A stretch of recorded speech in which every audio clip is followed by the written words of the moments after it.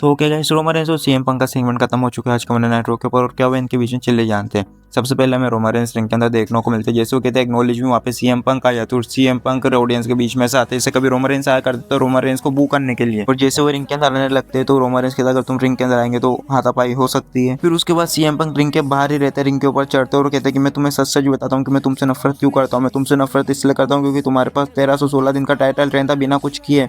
तुमने 10 बार से भी ज्यादा बार रेसलमेनिया को मेन इवेंट किया है। तुम्हारे पास बहुत अच्छी फैमिली है, WWE के अंदर सबसे ज्यादा फैमिली है, लेकिन सबसे ज्यादा प्राइवेसी तुम्हारी फैमिली को ही मिलती है। और ऐसे कुछ तारीफ कर रहे थे रोमन रेंस की। फिर उसके बाद सीएम पंक ये भी कहते कि मैंने तुम्हारे पिता के बारे में जो भी कहा था मैं उसके लिए माफी मांगता हूँ, क्योंकि वो बहुत अच्छे रेसलर थे, बहुत अच्छे आदमी थे, और उसके लिए मैं माफी मांगता हूँ। उसके बाद रोमन रेंस से कहते हैं सीएम पंक खैर इसके बारे में जो भी हो, लेकिन मैं रेसलमेनिया के बाद चैंपियन बन के बाहर मैं ही निकलूंगा। उसके बाद रोमन रेंस भी तारीफ करने लग जाते हैं सीएम पंक की, तुम जो कह रहे हो सही है। 10 साल तक तुम्हारे फैंस तुम्हारे ने WWE के अंदर इंतजार किया, तुम आए, तुमने चैंपियनशिप जीती, लेकिन तुमने एक बात गलत की क्योंकि सब बाकी सब तो तुम सही कह रहे थे, लेकिन तुमने ये गलत कहा है कि रेसलमेनिया में तुम मेरे को हराओगे, रेसलमेनिया के अंदर मैं तुमको हराऊंगा। और ऐसे ही करके इस सेगमेंट का अंत हो जाता है। इसके अंदर ना ही कोई ब्रोल देखने को मिला ना ही और कुछ। लेकिन आपको इस सेगमेंट कैसा लगा कमेंट करके बताना।